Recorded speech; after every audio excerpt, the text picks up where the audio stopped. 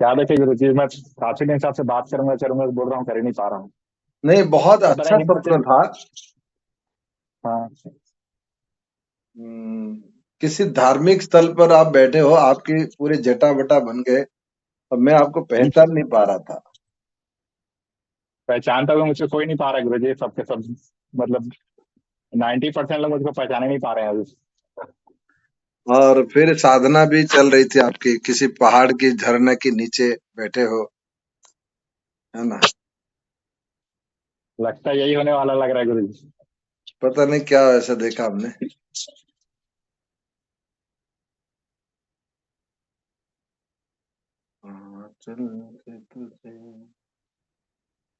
यार, इसमें जब एप्लीकेशन में कुछ अगर होगा तो वो कैसे निकलेगा? फोटो बॉक्स, गूगल ड्राइव, ये तो नहीं होगा। फोटो, इमेज फाइल, डॉक्यूमेंट्स में जाते हैं, देखते हैं क्या है।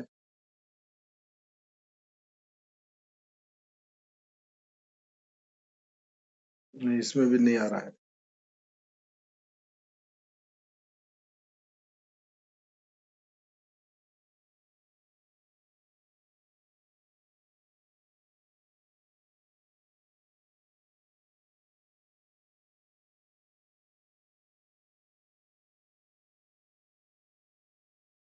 बुक मार्क में भी जा सकते हैं, नहीं मिलेगा ना। हम स्क्रीन में चले जाएंगे तो सही हो जाएगा।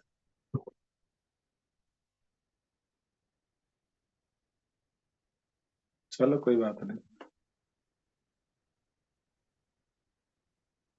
मलकेश, क्या हाल है? हर हर महादेव गुरु जी। हर हर महादेव।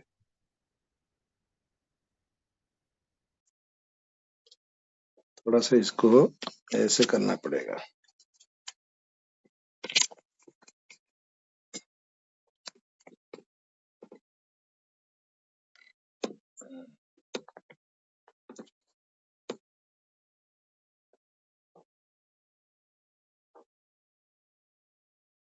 थोड़ा पंखा चला कर दे यार। बिल्कुल पंखा भी नहीं।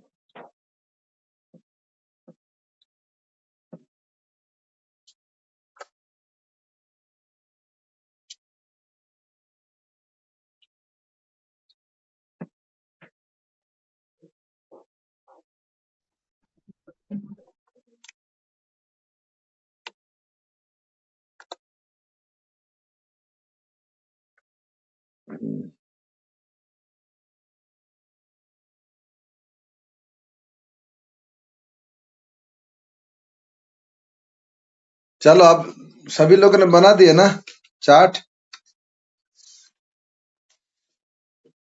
12 लग्न वाला एक चार्ट पेपर में बना दो, जो 12 लग्न जिसके पास है। ठीक है, शायद सबका बन गया होगा। शुरू करें?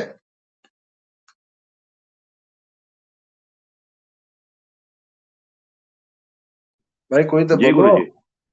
जी जी जी जी गुरु जी। मेष लग्न कुंडली आप देखो। मेष लग्न कुंडली में जिसका भी जन्म होता है उसके लिए सूर्य सबसे अच्छा फल देने वाला होता है। क्यों? लग्नेश वो उच्च का होता है उसमें। नहीं नहीं, और पंचमेश मेष होता है गुरु जी। लग्न कुंडली में पंचमेश पंचमेश त्रिकोण का स्वामी हुआ सूर्य। पंचमेश होता है। ठीक है ना। जी बुध भी सुखदायी जी। होता है। बुध क्यों सुखदायी हुआ? बु- पर हाँ, बुध जो है, जो सौम्य ग्रह 3, 6, 11 में अच्छा फल देता है। ठीक है ना।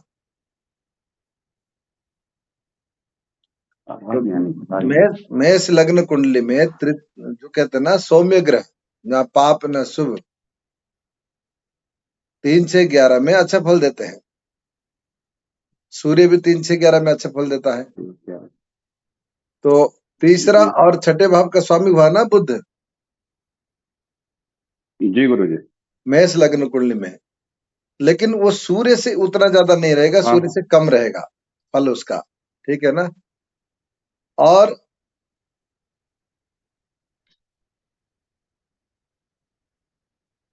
नवमेष, दसमेष, इसमें कौन हुए मेष लग्न कुंडली में? गुरु और शनि। जी अगर मेष लग्न कुंडली में साधारण नियम के अनुसार नवमेष और दशमेष का संबंध हो आपस में किसी भी प्रकार से, तो राजयोग बनता है। परंतु मेष लग्न के लिए गुरु और शनि का संबंध रहने से भी राजयोग नहीं बनता। ठीक है। किसी भी कुंडली में त्रिकोण का और केंद्र का स्वामी अगर संबंध होता है तो राजयोग बनता है। लेकिन मेष लग्न कुंडली में ना गुरु से बनेगा, किसका? ना गुरु नवमेष दशमेष का बनेगा, ना पंचमेष और दशमेष का, क्योंकि जो प्लैनेट पंचमेष दशमेष का वो बन रहा था वो एकादश भाव का हो गया, तो इसलिए ना गुरु से बनेगा ना शनि से बनेगा। तो इसलिए मेष लग्न कुंडली में कोई राजयोग नहीं होता है, कोई योग कारक ग्रह नहीं बनता, राजयोग कारक। ठीक है ना। पाराशर का जो मत है कि यदि दशम का ग्रह एकादश भी वो हो जाए तो राजयोग भंग होता है, इसलिए राजयोग नहीं होता। ठीक है ना। कोई अगर पूछेगा कि अगर शनि और सूर्य अगर पंचम में बैठे हैं या शनि और सूर्य दशम में बैठे हैं तो पंचमेश और दशमेश का संबंध राजयोग होना चाहिए, होना चाहिए नहीं चाहिए? जी। लेकिन पाराशर जी कहते हैं कि यदि कोई प्लैनेट दशमेश है, अगर वही प्लैनेट एकादश भाव का स्वामी हो जाए तो राजयोग भंग होता है। ठीक है ना। इसलिए शनि से ना बनेगा। अब रही क्या चंद्र से? चंद्र और गुरु, चंद्र चतुर्थेश हुआ, चंद्र चतुर्थेश हुआ और गुरु नवमेश हुआ, तो चंद्र और गुरु का जो राजयोग बन जाएगा, मान लीजिए अगर कैसे होगा उसका राजयोग? गज के श्री चंद्रमा और गुरु साथ नहीं, जब चंद्रमा गज के श्री योग तब नहीं बनता है। चंद्र और गुरु अगर एक साथ होंगे केंद्र में, ठीक है ना, तो गज के श्री योग बनेगा। या चंद्र से गुरु से त्रिकोण केंद्र का संबंध हो, केंद्र मतलब चौथे का संबंध हो। लेकिन मेष लग्न कुंडली में चंद्र और गुरु का जो संबंध है वो गुरु के साथ राजयोग नहीं बन पाएगा, लेकिन गज केसरी योग बन जाएगा। ठीक है। कि गुरु का योग, गुरु के साथ राजयोग क्यों नहीं बनेगा भाई? नवमेश और चतुर्थेश केंद्र और त्रिकोण का स्वामी हुआ, लेकिन गुरु 12वें भाव का स्वामी है ना, हाँ, का भी स्वामी है। 12वें भाव का स्वामी होने के कारण में भी यहाँ राजयोग भंग हो जाता है। इस सूत्र के आधार पर मेष लग्न कुंडली में कोई भी राजयोग नहीं बनेगा। ठीक है। गुरु जी एक सवाल है यहाँ पे, जो आप हमको बुध के बारे में बताए कि बुध मेष राशि में ठीक होता है, लेकिन बुध नहीं, भी मेष तो राशि में नहीं बोला, मेष लग्न के लिए बुध तृतीय और छठे भाव का स्वामी हुआ ना, त्रिसढ़ाई का स्वामी होने से वो अच्छा हो गया। त्रिसढ़ाई का स्वामी शुभ ग्रह नहीं होना चाहिए ना। अच्छा। अरे इसके पहले नहीं पढ़ा थे? हाँ, तब समझ गए उस हिसाब से तो ठीक है। हाँ, तो त्रिसढ़ाई का स्वामी अगर शुभ ग्रह हो जाएगा तो खराब हो जाएगा, त्रिसढ़ाई का स्वामी पाप ग्रह होगा तो भी खराब, मतलब अच्छा होगा। लेकिन सौम्य ग्रह, ना पाप ना शुभ, वो प्लैनेट अगर होगा तो अच्छा रहेगा, शुभ तो थोड़ा शुभ रहेगा। तो अच्छा, मेष लग्न में मंगेश जी हर हर महादेव,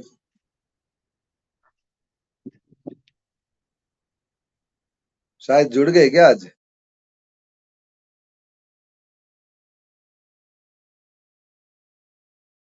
चलिए, मेष लग्न कुंडली में क्या हुआ? कोई राजयोग नहीं बना, ठीक है, भंग हो गया।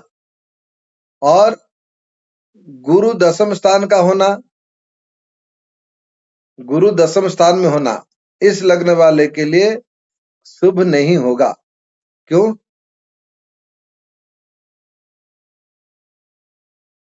भाई गुरु द्वादश में भी है ना, द्वादश का स्वामी हो गया, भले ही इधर से नवमेश हुआ उधर से द्वादश हो गया, इसलिए अशुभ है।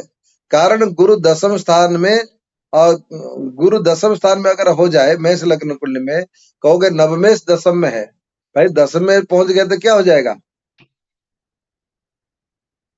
नीच का हो जाएगा, नीच का हो गया, मकर में नीच होता है। तो नीच का हो गया, तो फिर वहां भी परंतु यदि नीच भंग राजयुग हो तो सुख हो जाएगा। नीच भंग राजयुग कैसे होता है मालूम है? वो तो 6 8 12 का ही पता है ना। मतलब सर अगर सपोज गुरु गुरु नीच का बैठा हो और वक्री भी हो जाए तो फिर वो अब नीच वक्री भंग हो हो जाए। सकता है। मतलब देख- अगर डबल नीच हो जाए तब। नहीं नहीं, नीच भंग राजयुग कैसे होता है, नीच भंग कैसे होता है, एक सर बात याद रखना। अगर जो अगर किसी प्लानेट जिस राशि में नीच का होता है, अगर उस राशि का स्वामी उच्च का हो जाए तो ये इसका नीच भंग हो जाएगा। ये बात याद रखो। जैसे मान लीजिए गुरु मकर राशि में क्या हुआ, नीच का हुआ, नीच। लेकिन शनि अगर उच्च का हो जाए तो इसका इस नीच भंग भी कम हो जाएगा। ऐसे परिस्थिति में मेष लग्न में गुरु थोड़ा अच्छा फल देगा। समझ लो अभी मेष लग्न के बारे में। मुझे एक बार ये जो लाइन क्या लिखनी पड़ेगी, मतलब किस तरह से, एक बार रिपीट करना, तो कंफ्यूज हो कुछ जाता लिखना नहीं है, मैं आपको भेज रहा हूँ ना, ये सब अभी भेज दूंगा। है। एक एग्जांपल और दे देना गुरुजी, मैं थोड़ा सा कंफ्यूज हो गया इसलिए। क्या कंफ्यूज हो गए बताओ? मतलब जैसे गुरु जो है वो नीच के हो गए, हाँ। ठीक है, शनि अगर उच्च के हो जाते हैं तुला में, तो ये नीच भंग राजयोग बनेगा।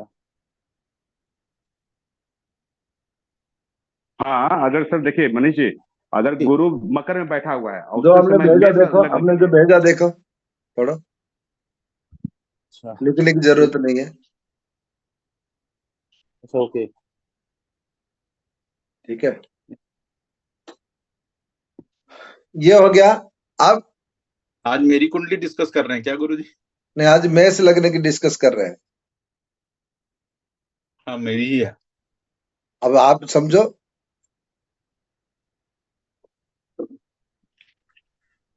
आज आपका नाम लिख के नहीं आ रहा, आपका नाम आईफोन लिख के आ रहा है। आईफोन हाँ। शायद बदल गया होगा, आपका नया आ गया होगा। नहीं नहीं नहीं, एक्चुअली आज मैंने आईफोन से ज्वाइन किया है। अच्छा अच्छा, ठीक है, बहुत बढ़िया है। हाँ, शनि परंतु क्या होगा, यदि बृहस्पति दशम में हो, अगर शनि उच्च का हो जाएगा तो यहाँ बृहस्पति थोड़ा सा अच्छा फल देगा। ठीक है ना? अब जो मैं लिख के भेजा हूं, अगर इतने पढ़ोगे नहीं, जब मेरे बात समझोगे तब जाके समझ में आएगा। मैं आपको समझा रहा हूँ, साथ में एक लिखित दे रहा हूँ, और पूरा समझाने वाला भी लिख के दे दूं, ये तो हो ही नहीं सकता। ये सूत्र है आपको समझना में। ठीक है, यही तो है। ज्योतिष किताब पढ़ के भी हर कोई समझ लेगा तो वो बहुत ज्योतिषी बन जाएंगे। ठीक है ना? इसको आपको आपको देखना है, मैंने जो भेजा। अब इसमें कहे गुरुजी आप तो ये नहीं कहा, परंतु नीच भंग राज होगा तो सुखदायी हो सकता है, आपने लिख दिया। तो वही चीज मैं बता रहा हूँ, नीच भंग कैसे होगा, जब शनि भी उच्च का हो जाएगा। ठीक है ना? शनि बुध और शुक्र मेष लग्न के लिए पाप ग्रह होते हैं। शनि बुध और शुक्र। बुध क्या हो गया, पाप ग्रह हो गया, क्योंकि षष्ठेश का स्वामी हुआ, तीसरे का। और शनि क्या हुआ, दसवें से एकादश पाप ग्रह हुआ। एक तो वैसे शनि पाप ग्रह ही है। शुक्र भी पाप ग्रह हो गया, क्यों, द्वितीय और सप्तम का मारक हुआ। ठीक है ना? अब यहाँ शुक्र क्या हो गया, शुभ ग्रह तो है, लेकिन इस कुंडली में वो शुभत्व तो रहेगा, लेकिन उसकी फल खराब रहेगा। ठीक है ना? तो गुरु क्यों नहीं हुआ, गुरु गुरुजी पे ये मेरा असर क्यों नहीं पाया? गुरु भी तो गुरु त्रिकोण का स्वामी हुआ ना, कैसे हो जाएगा खराब? त्रिकोण का तो स्वामी बन गया ना एक पार्ट में, नवमेश बना या नहीं? तो उसी सर उसी तो गुरु जी उसी समय तो वो द्वादशेष भी है, तो जब भैया, इंद्र का स्वामी। तो कोई भी, हमने बोला था ना, कोई भी प्लानेट अगर त्रिकोण का स्वामी हो, चाहे वो 6 8 12 का स्वामी और उसके दूसरे राशि भी हो, तो भी उसको शुभ ही माना जाएगा। ठीक है, भूल गए। गुरुजी मेरा भी प्रश्न है। बोलो। गुरुजी ये कुंडली में शुक्र सबसे बड़े मार्केश बनते हैं, क्योंकि दूसरे का भी अभी स्वामी और सप्तम का भी है। नहीं, अभी सुनो, अभी है ना? सुनो, अभी सुनो, अभी आगे आगे आएगा, सुनो। पर सर यहाँ पे बुध भी तो मंगल के शत्रु है, तो वो मार्केश होंगे कि नहीं? क्योंकि नहीं, बुध और मंगल भी तो मार्केश शत्रु है। नहीं हो गए। मार्केश कैसे होते हैं, इसके मार्केश का मैं बता देता हूँ। सप्तमेश और द्वितीय मार्केश होता है, लेकिन हर लग्न के लिए ये सूत्र नहीं लागू होता। ये बात, अच्छा हाँ, हर लग्न के लिए ये सूत्र लागू नहीं होता है। अब देखो मेष लग्न के लिए मार्केस कौन होना चाहिए आपकी दृष्टि में? शुक्र। शुक्र होना चाहिए। अब ये पाराशर में क्या लिखा है देखो, ये क्या कहते हैं कि शुक्र यद्यपि द्वितीयेश और सप्तमेश है, इसका कारण मार्केस कहा जाता है, ठीक है, परंतु मृत्युदायक नहीं होता। मतलब परेशानी कर सकता है लेकिन मौत नहीं दे सकता। ओके। क्योंकि अगर कोई भी प्लानेट द्वितीय और सप्तमेश एक ही ग्रह हो जाए, वो मारने वाला नहीं होता। आ गई समझ में? आ गई मतलब नेगेटिव नेगेटिव थोड़ा बहुत पॉजिटिव कर देगा। नहीं, बात नेगेटिव नहीं यार। एक बात बताओ, कोई भी व्यक्ति मारने के लिए कोई ना कोई कारण रीजन होगा, ठीक है ना? तो हाँ रीजन वाला प्लानेट नहीं है ना उसके साथ, बराबर। ठीक है ना? तो मृत्यु देने वाला नहीं होता। चंद्र, गुरु, मंगल, सूर्य, ठीक है ना, तथा शुक्र और सूर्य को यदि संबंध हो, तो एक साथ दूसरे के साथ संबंध ना हो तो राजयोग होता है। देखिए चंद्र, गुरु, मंगल और सूर्य, देखिए मंगल क्या हुआ? लग्नेश, लग्नेश पंचमेश का संबंध अगर होगा तो राजयोग होगा, क्योंकि इसमें लग्नेश मंगल है, और लग्नेश होने के कारण में मंगल को अष्टमेश का दोष नहीं लगता। जिस प्रकार गुरु को नवमेश होने के कारण में, द्वादश होने के कारण दोष नहीं लगता, लेकिन द्वादश और सबसे में राजयोग यहाँ देखेंगे तो जो नवमेश से ज्यादा, सबसे ज्यादा होगा, जो भी प्लानेट लग्नेश होगा उसको अष्टमेश होने का दोष नहीं लगता। ये आगे पहले सूत्र पढ़ चुके हो। लेकिन नवमेश होकर अगर द्वादश हो जाए गुरु, तो उसका दोष हल्का सा कम हो सकता है, लेकिन निर्दोष नहीं हो सकता। निर्दोष मतलब बिल्कुल दोष रहित। यहाँ मंगल दोष रहित हो जाएगा, क्योंकि मंगल लग्नेश है। जो भी प्लानेट लग्नेश हो, ठीक है ना, जो भी प्लानेट लग्नेश हो, अगर वो, बोलो कौन बोल रहे? किसी का आवाज आ रहा था? कोई भी प्लानेट अगर लग्नेश हो, अगर वो अष्टमेश भी हो जाए तो भी उसको दोष नहीं लगता। अगर चंद्र और सूर्य को अष्टमेश होने का कारण दोष नहीं लगता, ये हमने पहले भी पढ़ चुके हैं, है या नहीं? तो इसीलिए सर आपने बताया था सर मतलब 6 8 12 का दोष नहीं लगता कि खाली ये अष्टमेश का दोष नहीं लगता? अष्टमेश का लग्नेश खाली होने के अष्टमेश। बाद अष्टमेश हो जाएगा, या अष्टमेश होने के बाद लग्नेश भी वही प्लानेट बन जाएगा, तो उसको अष्टमेश का दोष नहीं लगेगा। ये बार बार आप लोग पढ़े हैं, बराबर। ठीक है ना? तो फिर क्या हुआ? फिर इसके बाद देखो कि चंद्र, मंगल और सूर्य, ये दोनों का युक्ति अच्छा राजयोग बन सकता है, क्योंकि पंचमेश अकेला सूर्य और लग्नेश मंगल हुआ, और ये दोनों मित्र भी है, ठीक है ना? ये दोनों मित्र है। अब नीरज जी ने नाम चेंज कर दिए, आईफोन से नाम आ गया अपने नाम पे, सही है।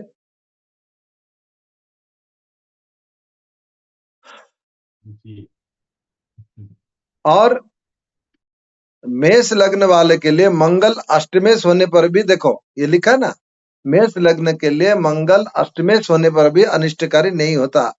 लिखा है कि मेष लग्न यदि प्रथम नवांश हो तो प्राकृतिक स्वभाव विशेष फल मिलता है। अब ये जो चेतावनी दिया है, आप चेतावनी की अभी ये चीज आप लोग के लिए पढ़ लेना, कि कोई विशेष चीज के लिए मैंने लिख दिया था। ऐसे जातक को रुचि के अनुसार सोने में कमी नहीं करना चाहिए। मेष लग्न वालों को निद्रा पूरा लेना चाहिए, क्योंकि गर्म तत्व है, अग्नि तत्व है। अगर आपने देखा होगा, जिसको नींद नहीं आएगी ना, उसकी बॉडी हीट रहता है या नहीं?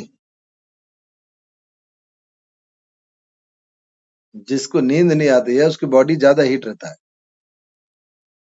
शारीरिक मानसिक विश्राम पूर्ण ध्यान देना चाहिए, क्योंकि ऐसे व्यक्ति को मेष लग्न वाले बहुत ज्यादा स्ट्रेस लेते हैं। अब नीरज जी खुद बताएंगे, वो कह रहे थे हमारे कुंडली है। मेरा तो गुरु वाला भी सेम हो गया ना, इसके लिए नहीं, मेष क्या राशि। आपको स्ट्रेस नहीं आता ज्यादा? हाँ, मेरे को बहुत स्ट्रेस रहता है। तो क्योंकि ऐसे व्यक्ति को निद्रा पूरा लेना चाहिए, ठीक है ना। ऐसे जी। जहां तक मस्तिष्क रक्षा, क्योंकि इनका सबसे ज्यादा ब्रेन इस्तेमाल होता है। मेष लग्न वाले, मेष लग्न हो या मेष राशि हो, वो आईटी सेक्टर में काम करने वाले होते हैं, ये बात याद रख लेना। अगर किसी की सप्तम भाव का स्वामी मेष राशि आ जाएगा तो लग्न कौन सा होगा? तुला। तुला लग्न वाले को अगर कोई पूछेगा मेरे पार्टनर कैसा होगा, तो आप बोल सकते हो कि टेक्निकल से संबंधित आपके पार्टनर होना चाहिए, ठीक है ना। तो मेष लग्न एक ऐसा है कि ये आईटी टेक्नोलॉजी, इन सब सॉफ्टवेयर, इन सब संबंधित ऐसे व्यक्तियों का ब्रेन सबसे ज्यादा इस्तेमाल होता है, इसलिए इनको भरपूर नींद लेना चाहिए। साधारण व्यायाम और अच्छे वायु सेवन करने से ऐसे जातक के लिए बहुत अच्छा है, ऐसे कर लेना चाहिए। नीरज जी आप भी कर लेना, ठीक है। जी। अब चलते हैं, वृषभ लग्न किसका है यहाँ?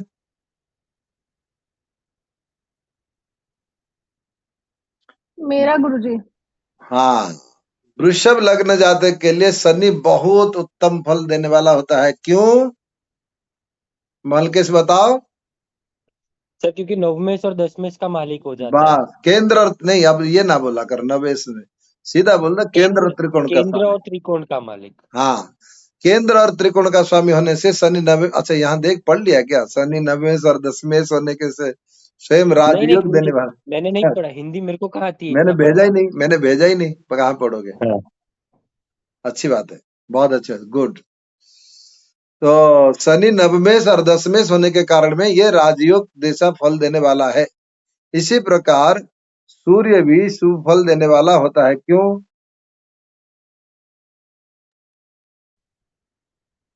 सर चतुर्थेश मतलब केंद्र का स्वामी चतुर्थेश पाप बनता ग्रह, है इसलिए। पाप ग्रह केंद्र पाप का ग्रह। स्वामी हो तो अच्छा होगा, ठीक है। इसलिए यहाँ सूर्य भी अच्छा फल देगा। शुक्र और चंद्र बृहस्पति ऐसे जातक के लिए अच्छे नहीं होते। अब देखो लग्नेश कौन है हुआ? शुक्र, फिर भी वो अच्छा नहीं होता। क्यों? वो षष्ठेश भी हो गया, ठीक है ना। और चंद्र क्या हुआ? तृतीयेश हो गया। अगर यहाँ क्षीण चंद्र हो, अमावस्या का जन्म हो, तो थोड़ा बहुत ठीक हो जाएगा। अगर लेकिन शुभ चंद्र हो तो खराब हो जाएगा। तो ऐसे टेंशन रहेगा, पारिवारिक कलह, पारिवारिक टेंशन रहेगा। क्यों? तृतीय स्थान, ठीक है ना। और अगर चंद्र अच्छे में हो तो अपने भाई बहन से बहुत अच्छा सुख मिलेगा। अगर चंद्र खराब होगा, भाई बहन से बहुत बुरा होगा। अब बृहस्पति इस लग्न के लिए क्या होगा? नवमे अष्टमेश हुआ और एकादश भाव का स्वामी हुआ। अष्टमेश और एकादश शुभ ग्रह होने से कारण में यह अच्छा नहीं होता, ठीक है। यदि रवि को बुध अथवा शनि को संबंध से बनता है तो सुखदायी होगा। यदि सूर्य के साथ बुध अथवा शनि का संबंध हो, सूर्य के साथ बुध और शनि का मतलब क्या हुआ? देखो सूर्य क्या हो? चतुर्थेश केंद्र का हो गया, और बुध यहां से देखो त्रिकोण का हुआ या नहीं? भाई द्वितीय भाव तो खराब नहीं है ना इतना ज्यादा जितना तृतीय भाव है। तो हाँ हाँ गुरुजी। तो द्वितीय, लेकिन एक पंचमेश भी हुआ।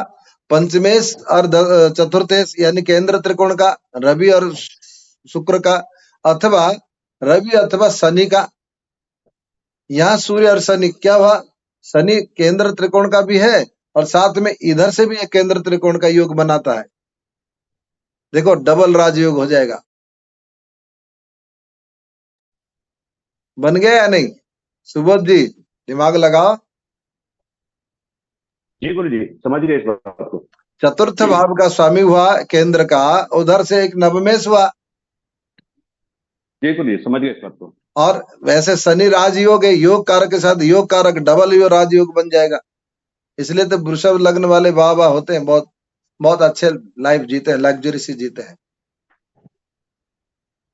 लेकिन अगर गुरु जी एक चीज थोड़ा सा समझने में वो हुआ कि शुक्र इसका लग्नेश है, फिर भी शुक्र को हम इसके लिए उतना शुभ क्यों नहीं मान रहे हैं? उतना इसलिए मानते कि वो रोग भाव का स्वामी हो गया ना। स्वामी है, हाँ ये समझ में लेकिन गुरु जी सब तो उस हिसाब से वृषभ लगन वाले के लिए तो मतलब ये होगा कि लग्नेश कमजोर रहेगा, लग्नेश कमजोर रहेगा तो शारीरिक रूप से तो वो हमेशा कमजोर ही रहेगा। तो एक तो रोग आमतौर पे अगर रोग देखें, बढ़ेगा, शारीरिक कमजोर हो ही जाता है। अच्छा तो ये बोल सकते हैं, अगर वृषभ है तो एक अंदाजा लगा सकते हैं कि नहीं इसका कुछ ना कुछ दिक्कत रहेगा शारीरिक रूप से। हाँ हाँ, इसको तो बोल सकते हो, मानसिक बीमारी होती है। जी गुरु जी, ठीक है।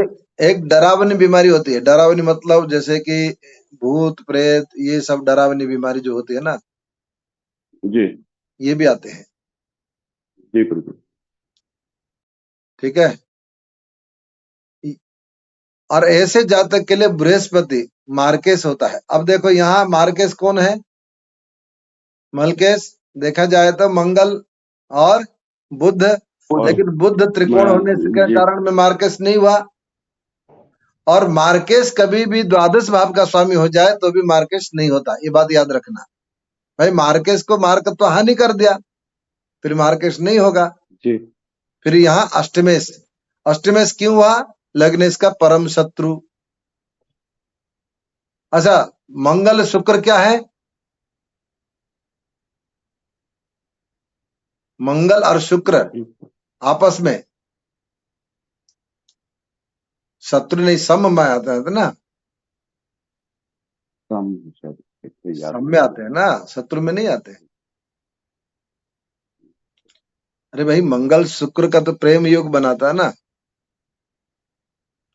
तो वृषभ लग्न कुंडली में मंगल सप्तमेश होते हुए भी मार्केश नहीं बनेगा, और बुध द्वितीय से होते हुए भी मार्केश इसलिए नहीं बनेगा क्योंकि वो त्रिकोण का स्वामी हुआ। तो फिर वहां मार्केश कौन बनेगा? बृहस्पति।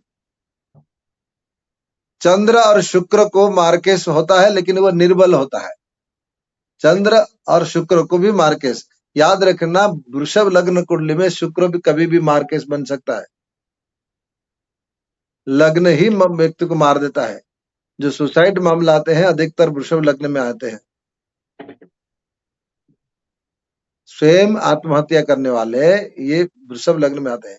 वृषभ लग्न वालों को जो भी होंगे, इतना कभी कभी आएगा कि यार सुसाइड कर लो, ऐसा लाइफ में आता ही है।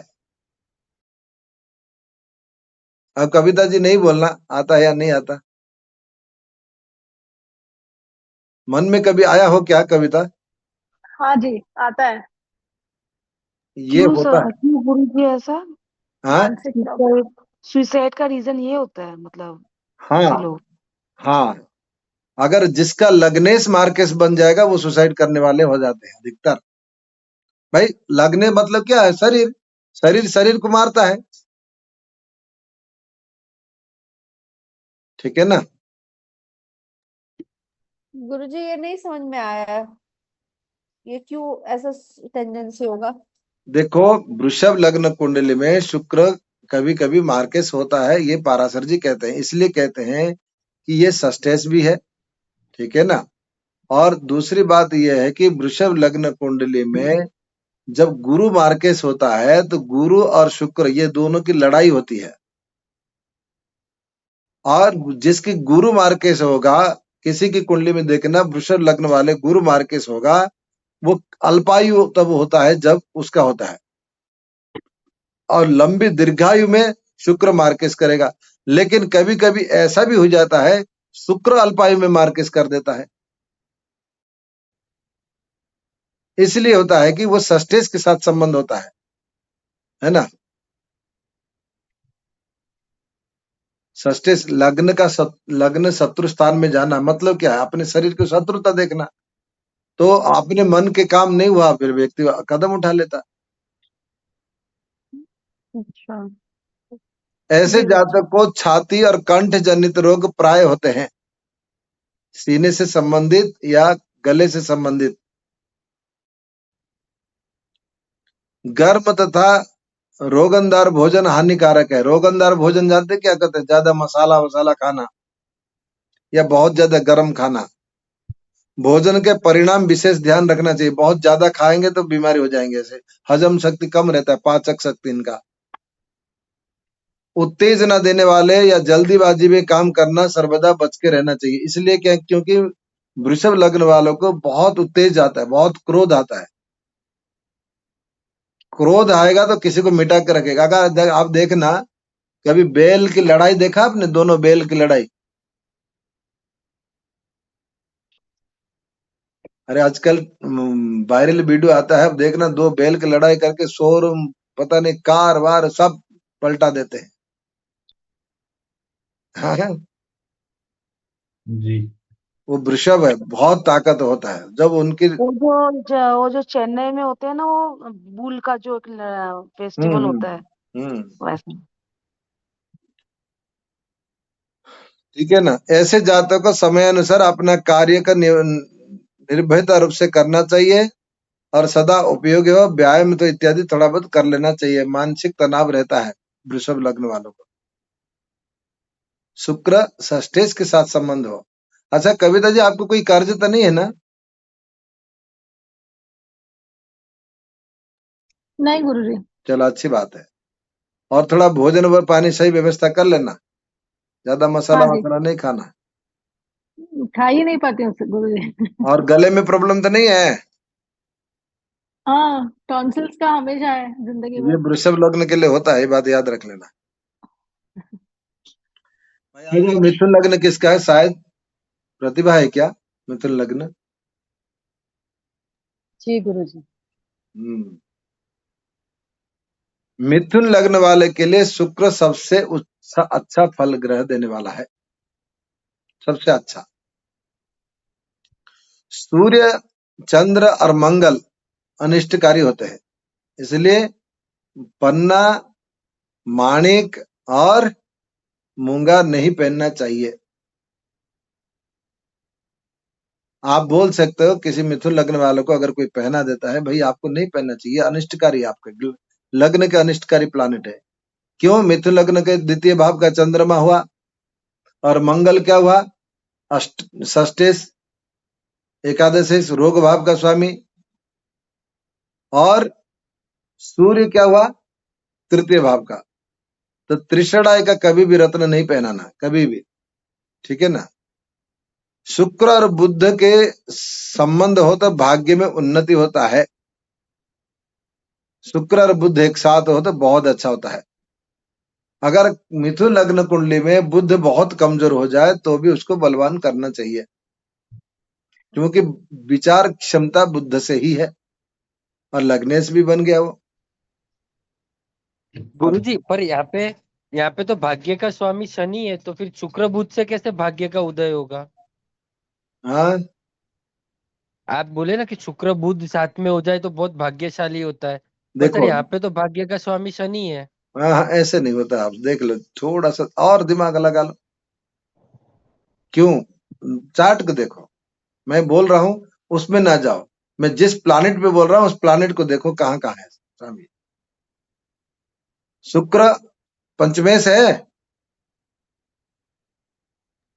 हाँ है गुरुजी। कौन गुरुजी? केंद्र और कौन? बुध लग्नेश है, नवम पंचम का योग बना आपस में। हाँ तो नवम पंचम योग जो प्लानिट बनता है आपस में, वो भाग्य की उन्नति करने वाला होता है। भाग्येश भाग्य को नहीं बढ़ाता है, भाग्येश को सपोर्ट मिलता है तब भाग्येश बढ़ाता है।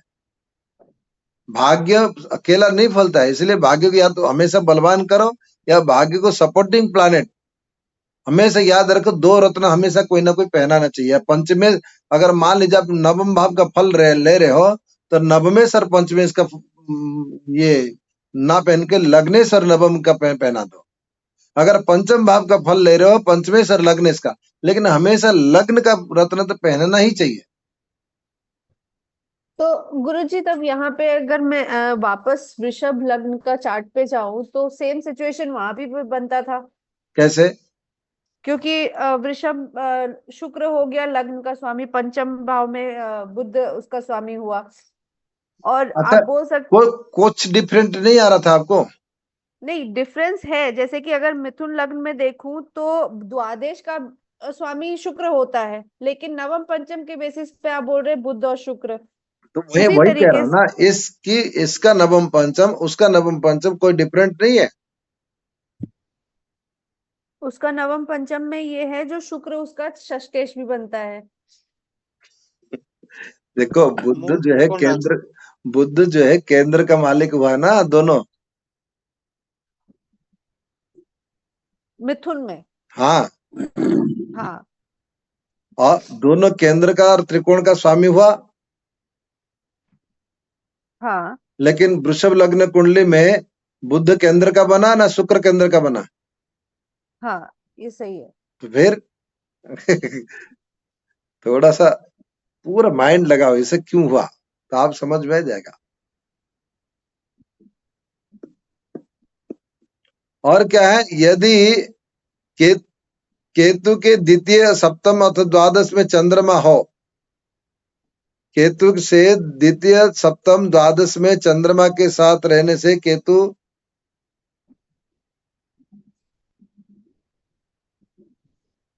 अपनी महादशा में मारक फल दे देगा, ठीक है ना। केतु द्वितीय अथवा द्वादश भाव के साथ संबंध हो तो केतु कभी कभी अपनी दशा में घटना दुर्घटना दे सकता है। प्रतिभा कौन सी दशा चल रही है? राहु की की। दशा चल रही है। राहु केतु की नहीं, दशा किसकी चल रही है? राहु राहु राहु में गुरु चल रहे हैं, और केतु कहाँ बैठा है? 7वें घर में। 7वें घर में। और चंद्र के साथ संबंध है क्या? केतु की दृष्टि है चंद्रमा के ऊपर। केतु की दृष्टि चंद्रमा के ऊपर है। जी 11वें घर में केतु है। तो केतु की दशा तो नहीं चल रही ना अभी? नहीं, अब तो राहु की चल रही है ना, केतु की दशा अंतर दशा भी नहीं। चलो ठीक है, बच गए, तभी तो मैंने कहा था बच गए।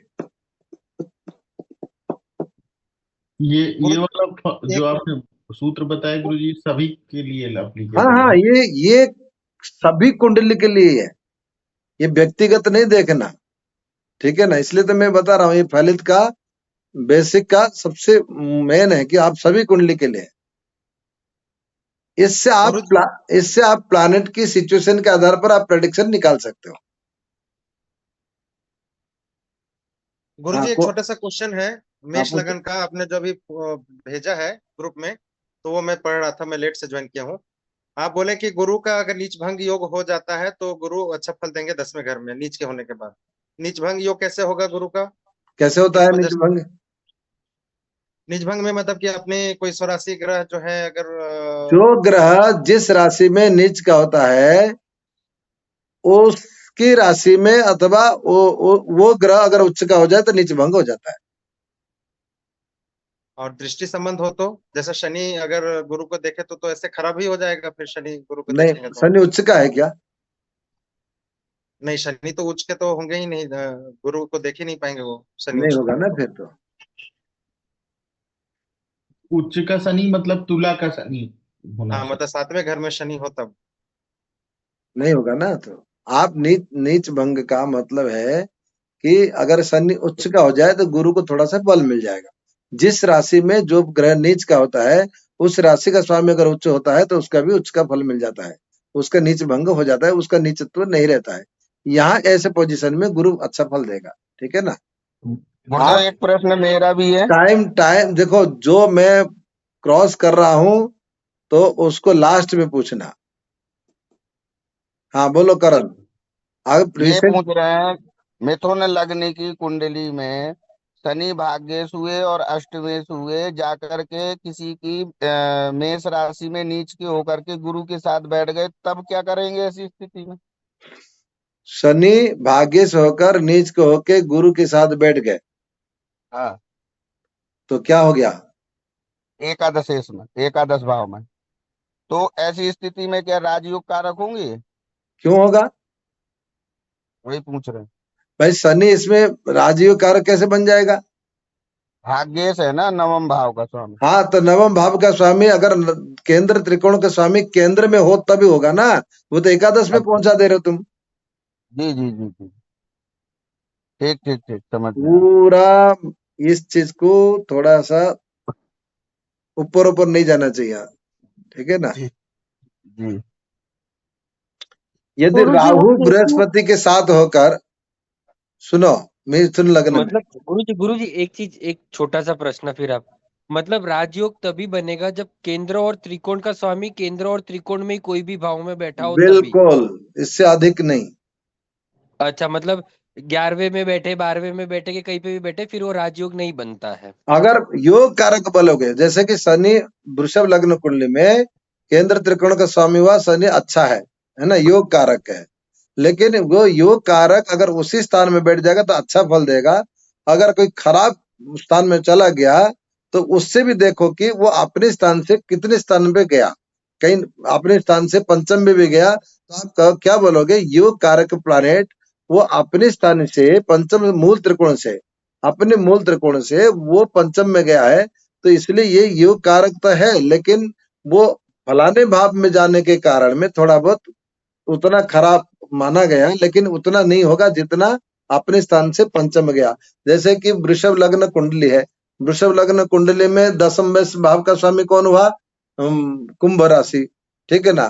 कुंभ राशि होकर वो अपने स्थान से पंचम स्थान में कहाँ चला गया, द्वितीय भाव में, ठीक है ना, पंचम स्थान में द्वितीय भाव में चला गया। तो आप यहाँ क्या बोलोगे भाई, ये आपका कुंभ वृषभ लग्न कुंडली में शनि योग कारक है, वो अपने स्थान से मूल त्रिकोण से पंचम में धन स्थान में गया है, और वो किसकी, मित्र की राशि में, तो यहाँ खराब नहीं होगा, ये योग कारक बना रहेगा, ठीक है ना। बराबर। हाँ, मतलब कोई राजयोग नहीं है, पर अच्छा फल दे देगा उसके कर्मों और हाँ, उसके स्थिति के अनुसार।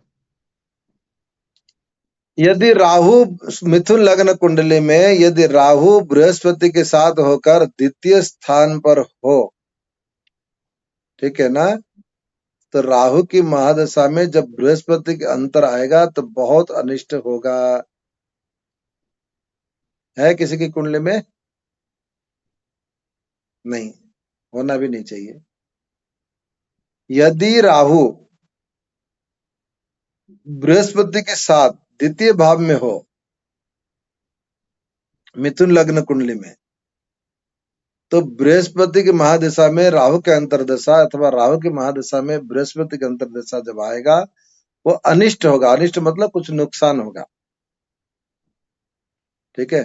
सूर्य और बुध यदि तृतीय स्थान में बैठा हो तो बुध की दशा अंतरदशा में सूर्य, आप सूर्य देखो यहाँ मिथुन लग्न में क्या हुआ, तृतीय, बुध हो गया कौन, चतुर्थेश, चतुर्थेश हुआ। तो सूर्य और बुध की अगर तृतीय स्थान में बैठा हो तो बुध की दशा अंतरदशा में वही फल मिलेगा जो राहु और बृहस्पति का फल होता है, यानी कि यहाँ भी अनिष्ट हो जाएगा। क्योंकि बुध जो है, बुध का मूल त्रिकोण राशि क्या है, कन्या। कन्या। तो कन्या से 12वें स्थान में गया या नहीं भाई, तृतीय स्थान में सूर्य के साथ बैठना, और अगर कहीं अस्त भी हो गया तो गया।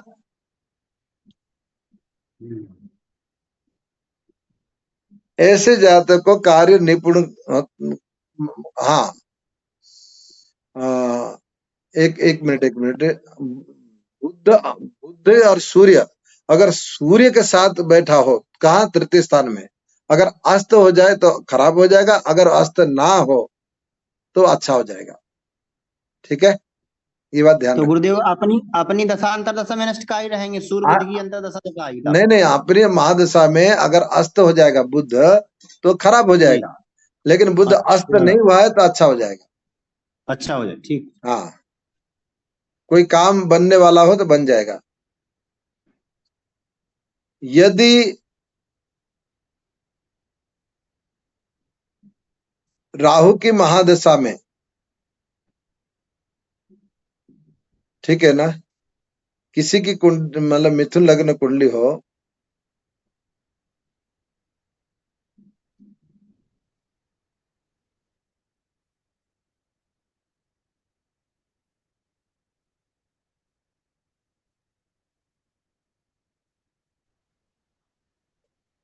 बुध की महादशा में शुक्र की अंतरदशा, ठीक है ना, बुध की महादशा में शुक्र की अंतरदशा भाग्य में उन्नति होता है, ये हमने पढ़ लिया पहले, ठीक है ना। अगर राहु की महादशा में राहु की महादशा में गुरु की अंतर्दशा कभी कभी बंधन जैसे बन जाएगा। राहु अनिष्ट बहुत देगा, कब? द्वितीय भाव में। लेकिन राहु लग्न में बहुत अच्छा राजयोग बना देगा। किसकी कुंडली में? मिथुन लग्न में। राहु लग्न में गुरुजी। मिथुन लग्न में, ओनली मिथुन लग्न में। उसमें है मेरा राहु ही। पहन लो एक बढ़िया सा गोमेद।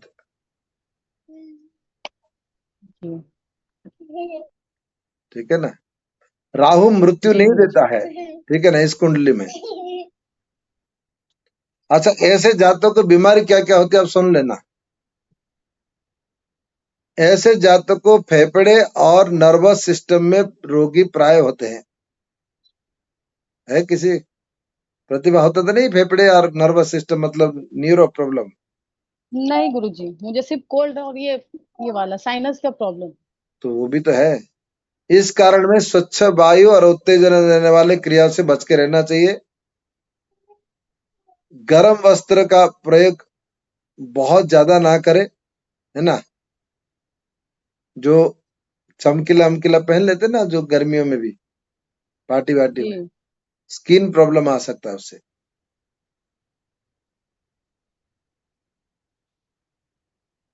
चलिए कर्क लग्न। अब कर्क लग्न में कोई बताएगा थोड़ा सा, मैं देखता हूं कितना दिमाग लगा रहे हो आप। कौन बताएगा कर्क लग्न के बारे में? पूछिए गुरुजी, सब बताएंगे। बताओ कर्क लग्न को बोलो कौन सा प्लैनेट सही है, अंदाजा करो। तो गुरुजी कर्क लग्न के लिए सबसे पहले चंद्र अच्छा है क्योंकि लग्नेश है। दूसरा आपका मंगल अच्छा होगा क्योंकि पंचमेश है। फिर आपका गुरु अच्छा होगा क्योंकि वो नवमेश है। बहुत अच्छी बात। ठीक है, तो त्रिकोण का ये मालिक हो गया, तो वो अच्छा है।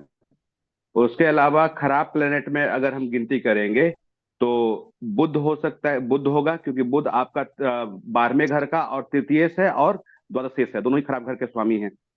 शुक्र चतुर्थ का स्वामी है और उसके साथ साथ 11वें का, तो ठीक ठाक रहेगा। मतलब ऐसे भी केंद्र में आपने बताया है कि चतुर्थ भाव थोड़ा सा कमजोर होता है केंद्र में सबसे, तो सम आप उसको गिनती कर सकते हैं।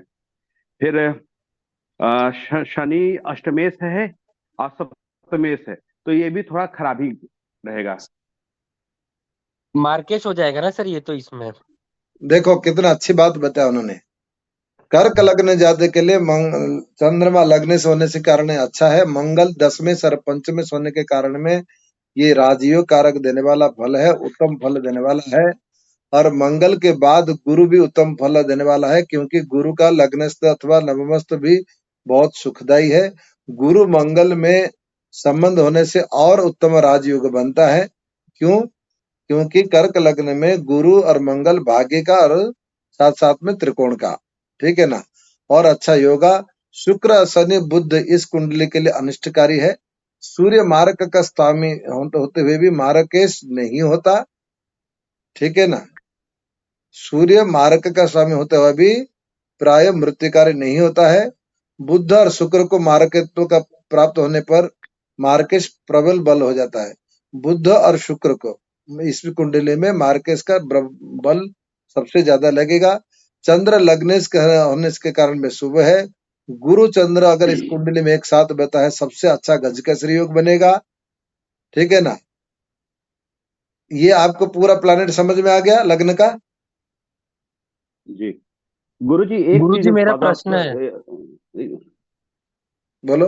गुरुजी आपने बोला था अगर द्वादश का स्वामी हो जाए कोई तो फिर वो मार्केश नहीं होता, तो सर इसमें बुध कैसे मार्केश हो जाएगा? बुध तो द्वादश का स्वामी हो गया ना। इसमें मैंने बोला ना, बुध और शुक्र को यदि मार्केश के साथ संबंध है तब ये मार्केश बनेंगे। तो अच्छा, गुरुजी तो सर थोड़ा सा मार्केश को हल्का सा समझा दीजिए ना कि मार्केश द्वितीयेश होता है या सप्तमेश मार्केश होता है? दोनों ठीक है, हाँ, मैं दोनों को ही मार्केश, एक कुंडली में 2 मार्केश हो सकते हैं। हाँ, डबल मार्केश कहते हैं ना उसको। अच्छा, मार्केश की दशा में मार्केश के अंतर्दशा मार्केश होता है। अच्छा समझ गए गुरु जी। मार्केस किसको कहते हैं? द्वितीय और सप्तम को क्यों क्योंकि कहते हैं? क्योंकि क्या कहते हैं वो प्रथम भाव का लाभ भाव वो है, तो इसको प्रथम भाव को व्यय से, प्रथम भाव का जब व्यय होता है तो आपको धन का लाभ होता है, नहीं तो नहीं उससे भी नहीं, आयु नहीं, भूल गए। नहीं, क्षय करता है। नहीं नहीं आयु सुनो, का सातवें अष्टम सातवें का से सातवां नहीं यहाँ नहीं ये भी नहीं। मैंने आपको बोला था आयु का स्थान कौन सा है? अष्टम स्थान। अष्टम अष्टम स्थान। से अष्टम स्थान क्या होता है? वो भी हाँ आयु का स्थान। हाँ तो अष्टम इन से दोनों का 12वां स्थान होने से द्वितीय और सप्तमेश को मार्केस कहा जाता है। ठीक है, ये सूत्र है इसका। आयु से आयु का स्थान अष्टम स्थान से, अष्टम स्थान तीसरा स्थान होता है, और तीसरे स्थान का 12वां स्थान हो गया द्वितीय स्थान, और अष्टम स्थान का 12वां स्थान हो गया सप्तम स्थान। इसलिए सप्तम और द्वितीय स्थान को मार्केस कहा जाता है। ये सूत्र है। अच्छा ठीक, अच्छा गुरु जी अब समझ गए। ठीक है, जी।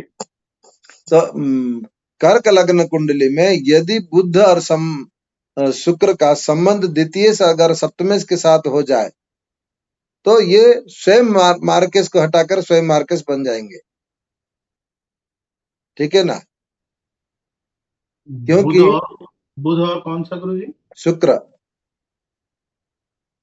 कोई से भी भाव में इससे अच्छा नहीं नहीं नहीं अच्छा नहीं, अच्छा इनका मार्केस के साथ संबंध हो। जैसे कि द्वितीय भाव का स्वामी कौन हुआ? सूर्य। सूर्य के साथ हो या शनि के साथ अगर ये संबंध बनेगा तो ये मार्क प्रबल बन जाएंगे। जब तक नहीं बनेगा तब तक मार्केस नहीं बनेगा। ठीक है, कर्क लग्न को चेतावनी क्या है? चेतावनी ऐसे जातक को औषधि सेवन बहुत कम करना चाहिए। ऐसे व्यक्ति हर किसी छोटे बीमारी के लिए दवाई खाता है, बाद में दवाई खा खा के ठंडक और सर्दी से समय हमेशा बचाव रखना चाहिए। ऐसे जातक को पेट के रोग अर्थात पाकस्थली बिगड़ने का प्राय रोग होता है। क्यों?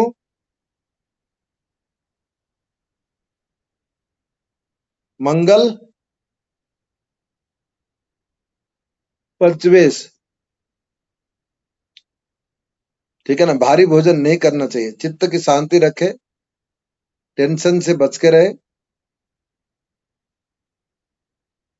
अब आप लोग एक लग्न और पढ़ लेंगे ना, आज आधा तो कर लेते यार, आधा तो कर लेंगे ना। सिंह लग्न कुंडली में सिंह लग्न वाले के लिए मंगल उत्तम फल देने वाला होता है। मंगल और बृहस्पति परस्पर संबंध हो तो राजयोग बनता है। कैसे? सिंह लग्न कुंडली मंगल और बृहस्पति, क्योंकि सिंह लग्न कुंडली मंगल योग कारक हो गया, और योग कारक होने के साथ साथ त्रिकोण का स्वामी। अब यहाँ गुरु अष्टमेश भी है। ठीक है ना?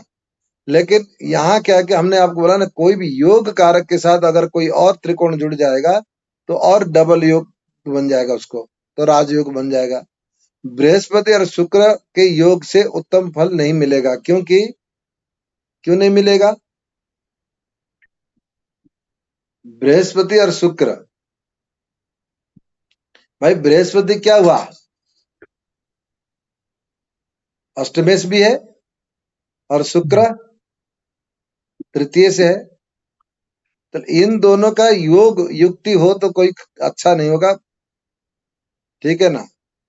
शनि इस कुंडली में उतना मार्केस नहीं होता, परंतु बुध इस कुंडली में बहुत ज्यादा मार्केस होता है।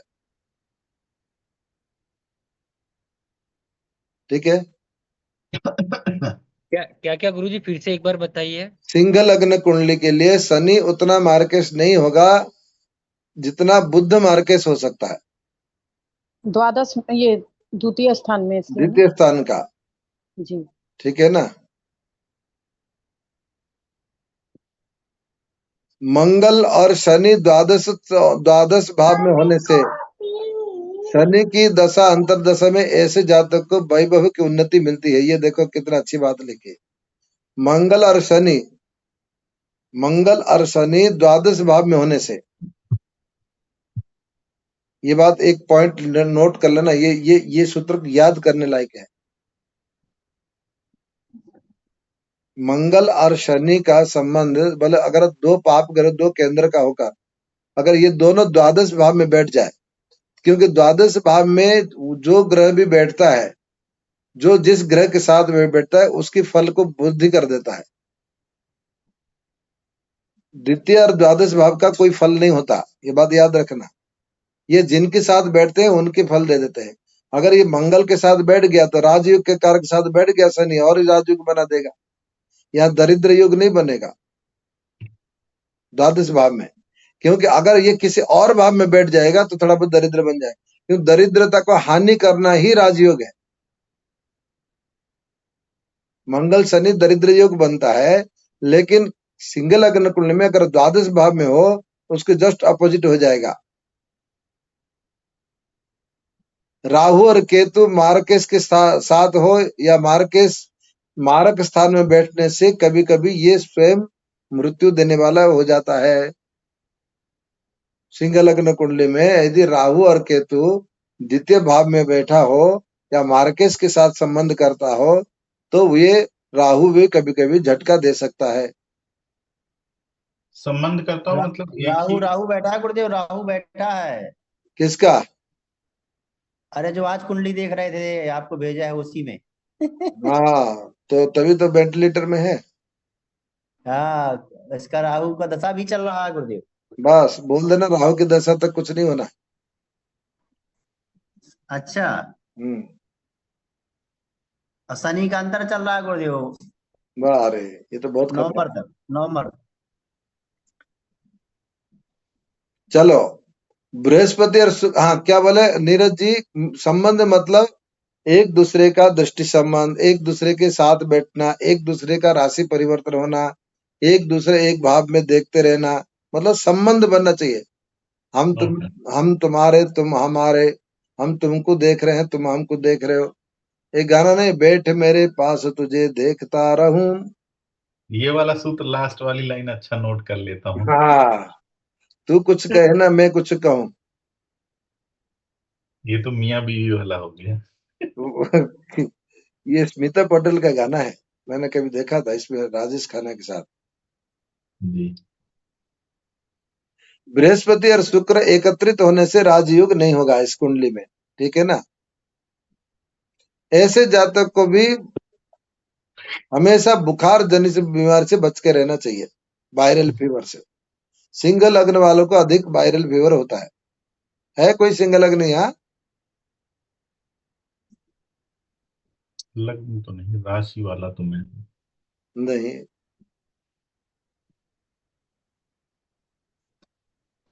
कन्या लग्न के लिए शुक्र सबसे अच्छा फल देने वाला है।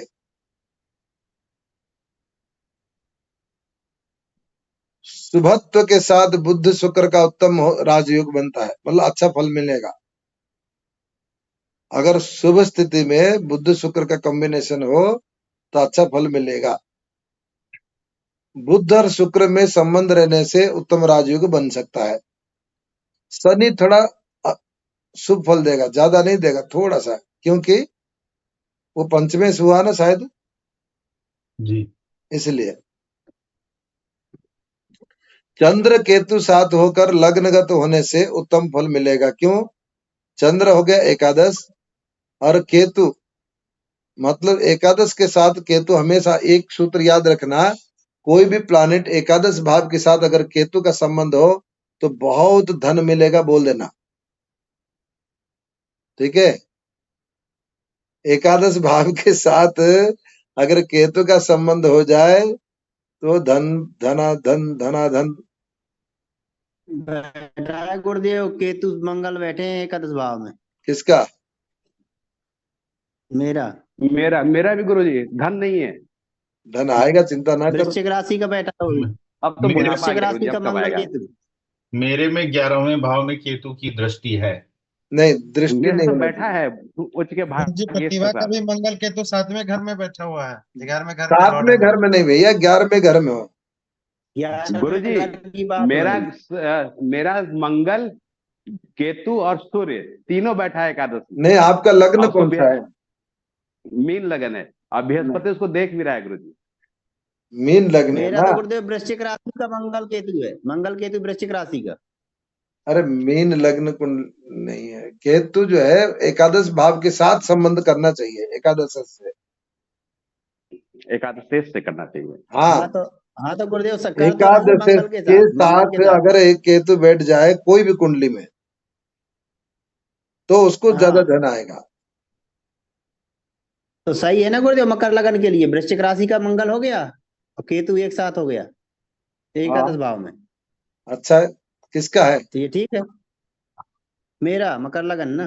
तो तुम्हारे पास धन आ ही गया, धन तो बहुत है तुम्हारे पास, क्या कमी है क्या?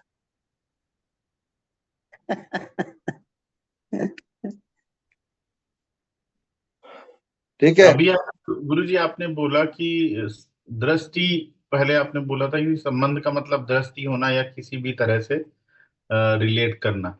यहाँ पे आपने बोला कि दृष्टि से कोई मतलब नहीं। नहीं नहीं नहीं नहीं नहीं, हर जगह पर संबंध में बोल रहा हूँ क्या? मैं बोल रहा हूँ ना एकादश भाव में, अब मेरे बात को बहुत आराम से सुना कर। एकादश भाव में यदि केतु और चंद्र एक साथ रहते हैं, ओके, या एकादश भाव में एकादश भाव के स्वामी के साथ केतु रहता है तो धन बहुत प्राप्त होता है। ओके, भाई एक बात सूत्र है, एक लॉजिक है, केतु जिसके साथ बैठेगा उसके साथ फल बना देगा। तो कन्या लग्न के लिए एकादश भाव का स्वामी कौन हुआ? चंद्र। और चंद्र केतु कब खराब नहीं होता, चंद्र राहु खराब होता है। जी।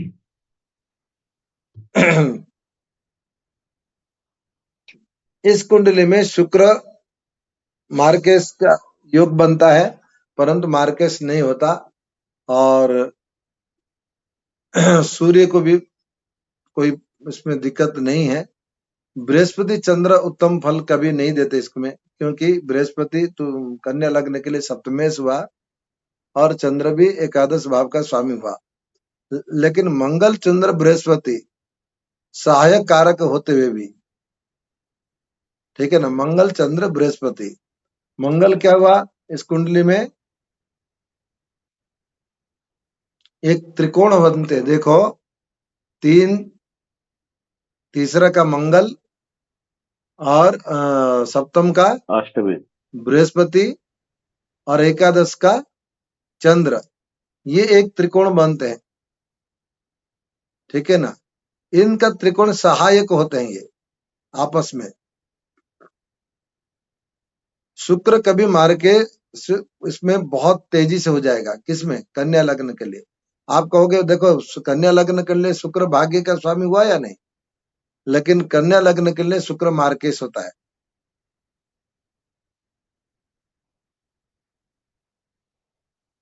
क्योंकि बृहस्पति इसमें मार्केश नहीं होगा जितना शुक्र होगा।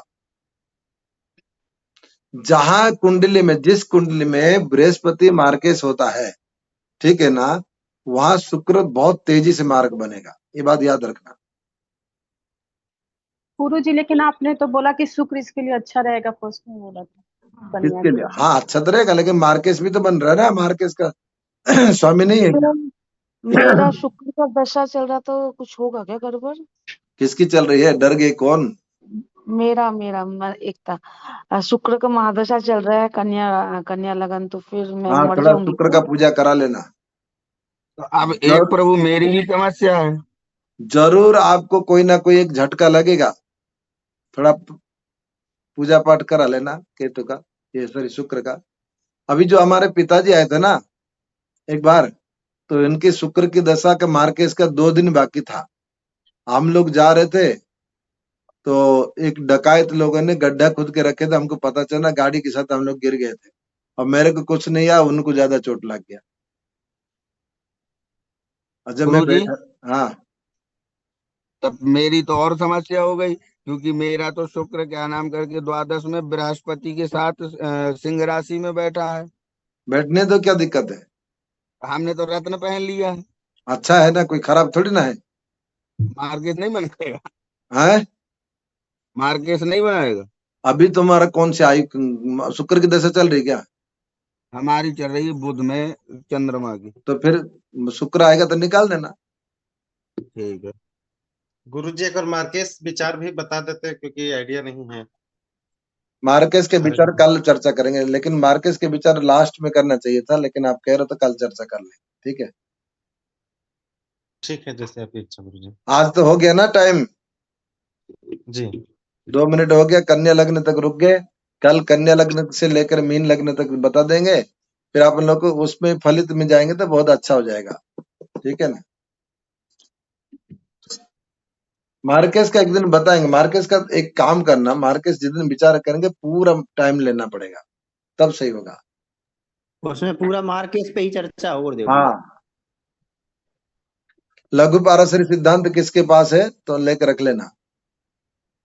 उसमें ये भी हो जाएगा, इस लगन का ये मार्केस, इसका ये मार्केस, इसमें ये मार्केस, तो सारा लिख लो, एक बार गुरुजी मार्केस पता चल मार्केश जाएगा। मतलब मरने जैसा ना, मरेगा नहीं, मरने जैसा अनुभव। मर भी सकता है। मरने जैसा कर, मर भी तो सकता मतलब है। मैं मर भी सकती हूँ कभी भी। अरे बुद्धू ऐसे नहीं है। मार्केस के विचार बहुत कठिन विचार है, इसलिए तो मैं कह रहा हूँ बहुत जल्दीबाजी इसको नहीं करना है। हाँ, इतना बोल सकते हैं, मार्केस चल रहा है तो आपका कोई परेशानी आ सकती है, जब तक आपको पूर्ण ज्ञान नहीं होगा। ठीक है ना, और मार्केस का विचार, मृत्यु का विचार तब किया जा सकता है जब कोई व्यक्ति मृत्यु की शज्या पर बैठा हो, उस समय निर्णय ले लो, कोई दोष नहीं है। लेकिन कोई चलते फिरते व्यक्ति को मर जाओगे कहोगे तो वो गलत है। ऐसे कहना ज्योतिष आज्ञा नहीं देता, क्योंकि आप इतने बड़े ज्ञानी नहीं हो। ठीक है ना, जब भी जैसे कि कोई वेंटिलेटर में है तो आप उसके बारे में थोड़ा बहुत गुणा भाग करके पता सकते हैं, हाँ भैया इतने दिन के मेहमान है, या वेंटिलेटर से आ सकता है या नहीं आ सकता है। और कोई किसी को कुछ हुआ नहीं, तुम मर जाओगे कह दोगे, ऐसे थोड़ी होगा। तो मार्केस बहुत डीपली विचार है। हाँ, एक ऊपर तरीका से कह दो कि आपकी कुंडली में मार्केस चल रहा है, थोड़ा सावधान रहिए। ठीक है ना। मेरे एक दोस्त है, मेरे पास आया था, मार्केस उस चल रहा था। मैंने कहा कि भैया तुम पूजा करा लो, तो उसने बोला यार अगले महीने में मेरा नौकरी लगेगी, तो पहले तनख्वाह मिलते ही हम पूजा करा लेंगे। और उसकी नौकरी लग गई, कॉल लेटर आ गया, नौकरी में ज्वाइनिंग करने के लिए परिवार के साथ आया था, पूरे परिवार के साथ खत्म हो गई, कोई बचा नहीं। तो हमारी वाइफ ने कहा कि तुमने यार उसको उस दिन बता दिया था, फिर भी उसने कहा कि मैंने, उसने कहा कि नौकरी ज्वाइन करेंगे तनख्वाह मिल जाएगी तो करेंगे, लेकिन तनख्वाह तो मिला ही नहीं। ठीक है ना, तो मार्केस का मतलब ये है कि कभी भी घटना दे सकता है, लेकिन उसको सूचित कर दो। एकता तुम्हें एक काम करना है, एक छोटी सी पूजा करा देना। ठीक है, डरना नहीं। जी जी जी। ज्योतिष में डरना नहीं है, ज्योतिष सीखने के बाद मौत को अपने सिर में बांध लो। ठीक है, गुरुजी मेरा एक सवाल है। मैंने किसी बुक में पढ़ा था कि जो मिथुन लग्न वाले होते हैं उनका अल्पायु होते हैं वो। कभी सही नहीं है वो। और मध्यम आयु? सबसे ज्यादा जिंदा रहने वाले मिथुन लग्न वाले होते हैं, बताएं क्यों? मिथुन लग्न जी। वाले जितना उम्र जाएंगे उतने जवानी दिखते हैं। अब दूसरी लेकिन बात मैंने बोलिए, अष्टमेश तो शनि होता है ना, शनि तो स्लो मूविंग प्लेनेट है। कल हमारी पत्नी को देखा ना आपने? जी उनकी उम्र कितना होना चाहिए? मुझे देख कल के मैं वही सोच रही थी आपकी वाइफ को देखकर, कि देखने में ना कितनी मतलब चमक रही थी, मतलब फेस से। कितनी उम्र होना चाहिए? ज्यादा तो नहीं लग रहा था गुरुजी। ईमानदारी से बोलना। 52-53 गुरुजी। अरे बाप रे, कहाँ पहुंच गए? नहीं गुरुजी क्योंकि आप 52, पूछे गुरुजी तब हम मतलब 42 लग रहा था यार मुझे, 50 का 42 तो मैं 42। नहीं हूँ। नहीं गुरुजी, आप पूछे तो हम तो मजाक कर रहे हैं, इसलिए हम बताए। नहीं, उनका उम्र 14 ईयर अबाउट लग रहा था गुरुजी, मतलब 38 to 42 के नियर अबाउट। 40 के अंदर है अभी भी। 38 to 42 के नियर अबाउट लग रहा था। ठीक है वो तो ना, हम सोचे गुरुजी आप मजाक कर रहे हैं, तब हम आपको बोले। 5 बच्चे की माँ है वो।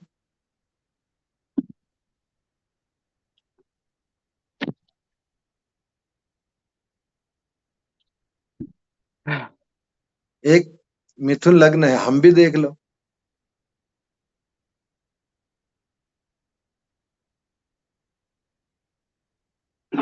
हम आपके सामने मिथुन लग्न वालों को उम्र पता, एक्चुअल में तो गुरुजी आप मतलब और ज्यादा हैंडसम दिखते हो।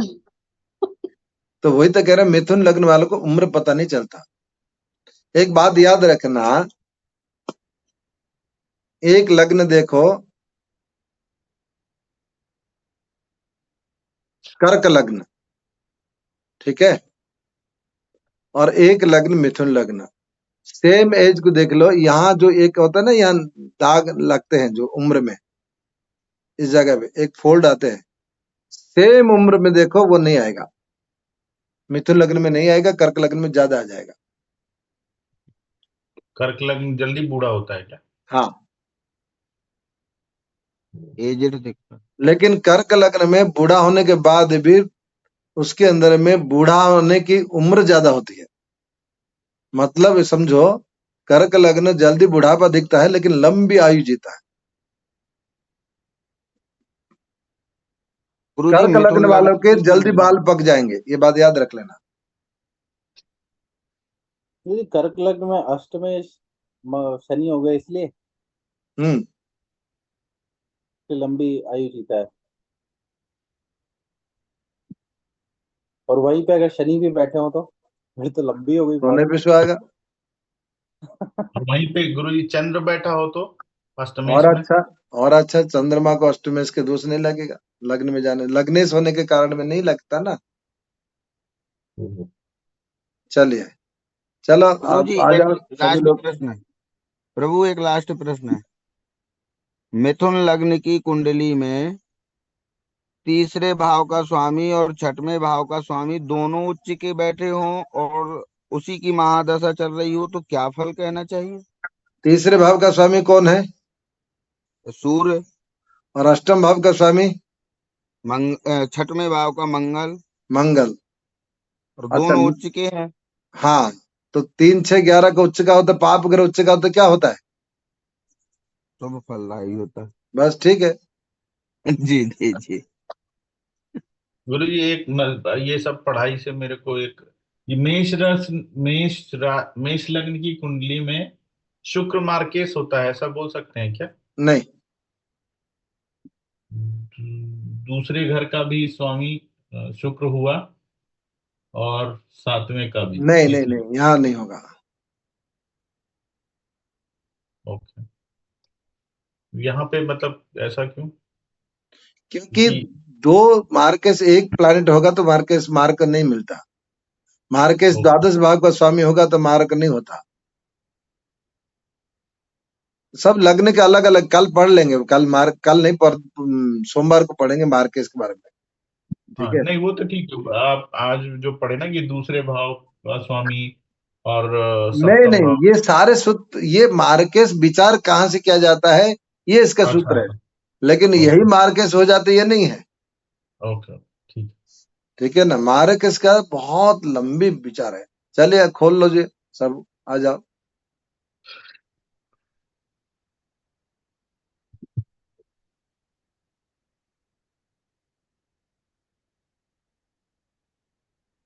हाँ, बहुत बढ़िया है। चलो, आज नवरात्रि में व्रत कर रहे हैं या नहीं? हाँ गुरुजी। हाँ जी। जी आज गुरुजी। आज कौन सा दिन है? शुक्रवार है, ठीक है? आप आज एक बढ़िया टिप्स सुनाऊंगा, अभी रोज एक एक टिप्स सुना दिया करूंगा, ठीक है ना? किसी की कुंडली में अगर किसी का पैसा वापस कराना हो, ठीक है, कोई किसी का पैसा ले गया, पैसा नहीं दे रहा है, रिटर्न नहीं कर रहा है,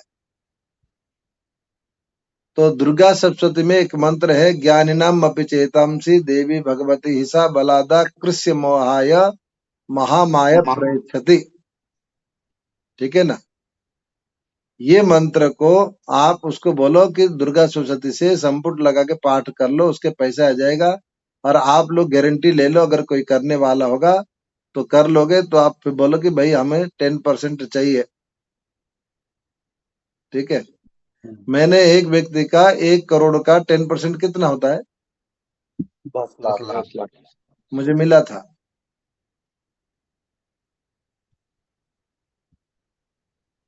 ठीक है ना?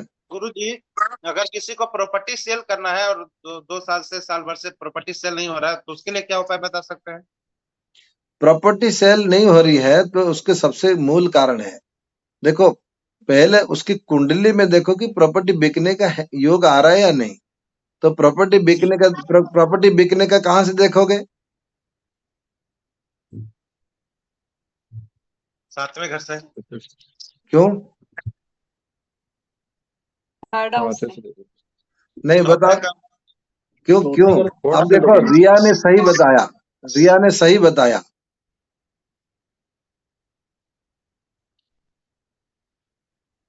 रिया आपने ऐसा क्यों बोला? गुरुजी, चौथे का वो 12वां घर होता है, तीसरा घर। तो आप क्यों नहीं बोले? और रिया ने पहले बोल दिया। क्या बोलूं? आपको सबसे ज्यादा चतुर्थ भाव को देखो, चतुर्थ भाव के साथ साथ चतुर्थ भाव से 12वां स्थान का देखो जी। भाई। विक्रय भी, बेचना भी एक अपने से अलग होना, ठीक है ना? तो तीसरे का अगर चतुर्थ का कोई संबंध नहीं बन रहा है तो प्रॉपर्टी नहीं बेच पाएगा। और किससे देखना है? शुक्र से भी 12वां स्थान कौन प्लानेट है जी। ये। अब दूसरी बात है, अगर आप प्रॉपर्टी बेचने के लिए अगर किसी को उपाय कराना चाहते हो तो उसको बोलो कि कोई भी भैरव मंदिर में जाके, ठीक है ना, जी। कोई भी भैरव मंदिर में जाके उसको बोलो कि वहां के जो भिखारी बैठे होंगे उनको कुछ अन्न खिलाओ, पकवान।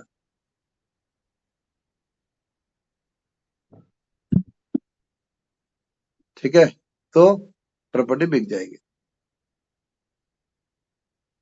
गुरुजी वो पैसे वापस लाने का मंत्र बताइए ना, मेरे लिए बहुत जरूरी है। ज्ञानी नाम ज्ञानी मैं वेद दे रहा हूँ, रुको रुको रुको रुको रुको। और कितने दिन में रिजल्ट मिलता है? रिजल्ट में तो आपको जैसा आपके अंदर में है क्षमता, पाठ करने के ऊपर डिपेंड करता है, क्योंकि पाठ आपका करना कितना ही भरोसा, कितना विश्वास, कितना सही। गुरुजी, अगर हस्बैंड के पैसे अटके हों और वाइफ करे उनके लिए तो? नहीं, हस्बैंड पैसा लेने के लिए काम नहीं करेगा ये। दो थप्पड़ मार के ले लो ना, क्या दिक्कत है? ये किसी और के पास पैसे फंसे हो उसका पूछ रही है। कौन पूछ उनके रहा है? पैसे कहीं और हों। हस्बैंड से कौन पैसे ले रहे हो? नहीं, वैसे नहीं, उनके पैसे कहीं किसी और के पास अटके हुए हाँ हो तो तो उनकी वाइफ अगर हाँ तो कर सकते हो। हस्बैंड से स्त्री नहीं ले सकते ना पैसे भाई। ये देखो पैसा वापस लाने का मंत्र, ठीक है, जी। मैं भेज देता हूँ ये मंत्र, ठीक है। तो दुर्गा सप्तशती सप्तश्लोकी का वो है ना मंत्र, पहला मंत्र? नहीं नहीं, ये तो है, मैं बता दिया, मैं भेज दिया चतुर्थ लोग। अध्याय का है, चतुर्थ अध्याय का है ना गुरुदेव। अब ये मैं ध्यान नहीं आ रहा है कौन सा, मैंने भेज दिया ना यार मंत्र, अब निकाल लो। हाँ ठीक है सही है। ज्ञान नाम, इसका मतलब जानते हैं क्या है? इसका मंत्र का अर्थ ये है,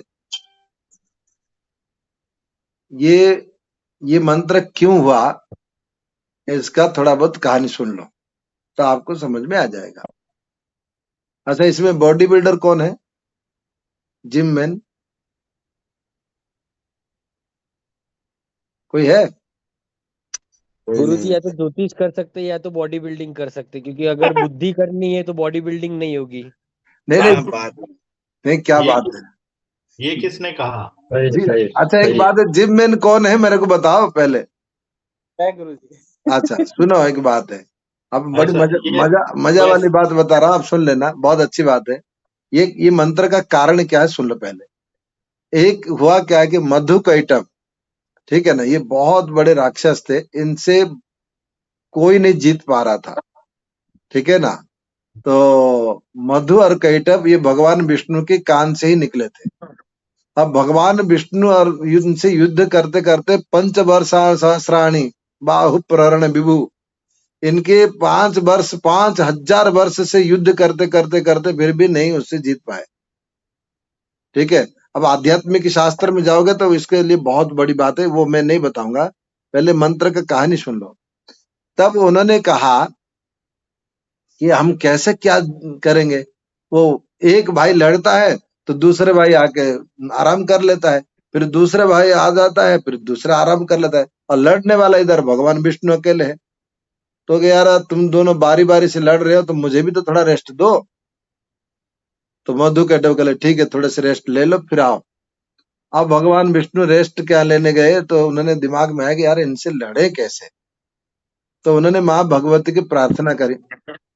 माँ भगवती प्रार्थना करने के कारण में भगवती दर्शन दिए, और भगवती दर्शन दिए तो उन्होंने कहा कि तुम क्या बात है ना, ऐसे से कि उन दोनों से हम लड़ नहीं पा रहे, हम उनको मार नहीं पा रहे। अच्छा ठीक है, एक काम करना, आप लड़ो, अब मैं इसका निराकरण कर लूंगी। तो उन्होंने वो भगवान विष्णु ने ये मंत्र बोले थे, ज्ञानिनाम अपि चेतांसी देवी भगवती ईसा।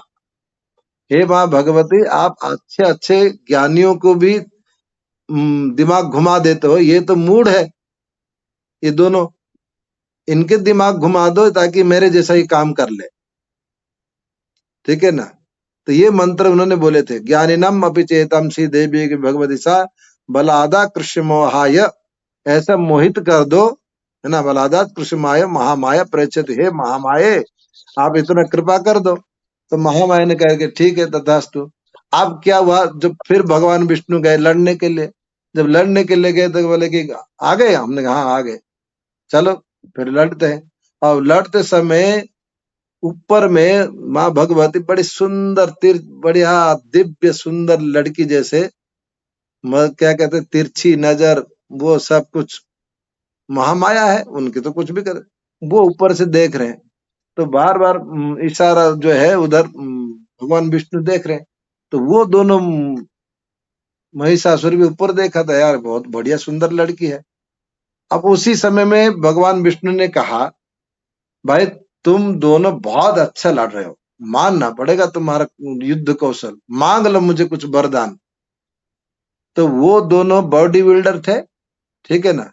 उन्होंने देखा यार लड़की के सामने अगर इनसे हम ले लेंगे तो हमारा तो बेइज्जती खराब हो जाएगी पूरा।